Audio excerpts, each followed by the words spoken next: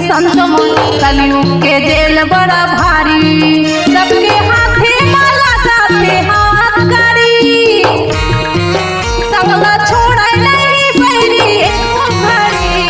सबला खावा थे वो गाड़ी दीदी वो कलयुग के जेल बड़ा भारी।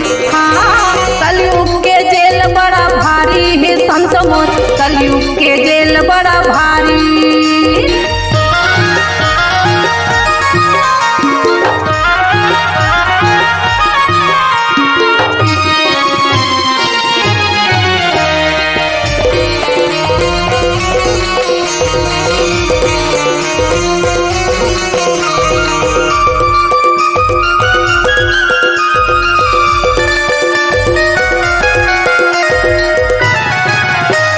मस्तक माया के बैठ जाते अपन रास्ता में रेंगावत रहते।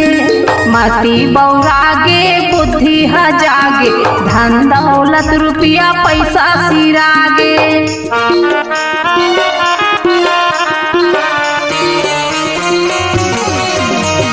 मस्तक माया के बैठ जाते अपन रास्ता में रेंगावत रहते। मती बौरागे बुद्धि ह जागे, धन दौलत रुपया पैसा सिरागे। कोनो नहीं बिगड़ते लोग बिगाड़ी, सबला छोड़े नहीं बैरी एको घड़ी।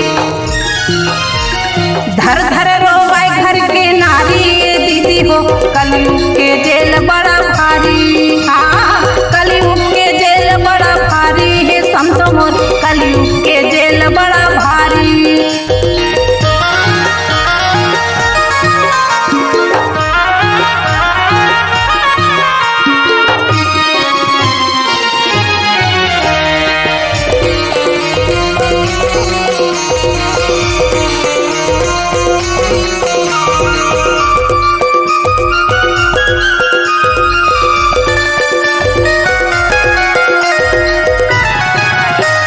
बड़े बड़े आदमी होते लाचारी, बना के छोड़ देते भिखारी। एक कलयुग के उल्टा है चाला, इतना भितरीला मारा थे भाला।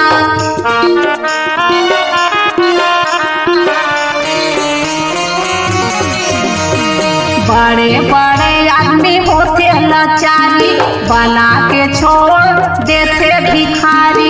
एक कलयुग के उल्टा है चाला, इतना भितरीला मारा थे भाला।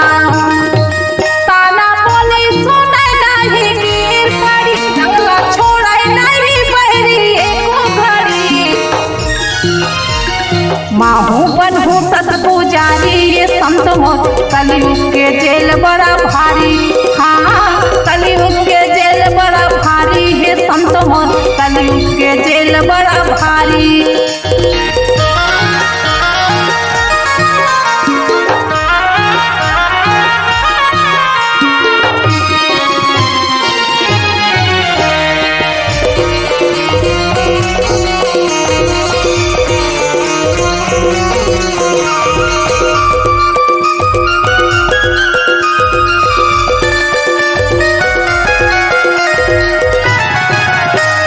सत्य नाम के करबो हम भक्ति, बाबा देही हम लगा शक्ति।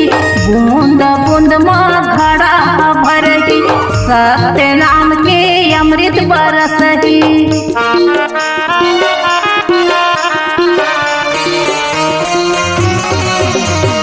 सत्य नाम के करबो हम भक्ति, बाबा देही हम लगा शक्ति।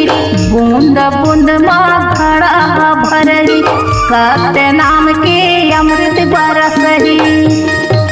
संतो पीले पीले सत्य नाम चढ़ी, जंगला छोड़े नहीं बैरी एको घड़ी। गाना गावे टांडेश्वरी संत मोर कलयुग के जेल बड़ा भारी। हाँ कलयुग के जेल बड़ा भारी संत मोर कलयुग के जेल बड़ा भारी। सबके हाथे माला जाते हाथ गाड़ी, संगला छोड़े नहीं बैरी एको घड़ी। सबला खावा थे वो गारी। संत मोर कलयुग के जेल बड़ा भारी। हाँ कलयुग के जेल बड़ा भारी है दीदी हो, कलयुग के जेल बड़ा भारी। हाँ कलयुग के जेल बड़ा भारी है संत मोर कलयुग के जेल बड़ा भारी। हाँ कलयुग के जेल बड़ा भारी है दीदी हो, कलयुग के जेल बड़ा भारी। हाँ कलयुग के जेल बड़ा भारी है संत मोर कलयुग के जेल बड़ा भारी। हाँ कलयुग के जेल बड़ा भारी है संत मोर कलयुग के जेल बड़ा भारी। केकेटी रिकॉर्डिंग स्टूडियो शेरकापुर बलौदा बाजार। ऑडियो वीडियो व प्रचार प्रसार रिकॉर्डिंग हेतु संपर्क करें। मोबाइल नंबर 8435820150 यानी 8435820150। छत्तीसगढ़ी वीडियो देखने के लिए हमारे चैनल को लाइक व सब्सक्राइब करें ताकि हमारे वीडियो पहुंचे आपके पास सबसे पहले। बेल आइकन को क्लिक करना ना भूलें।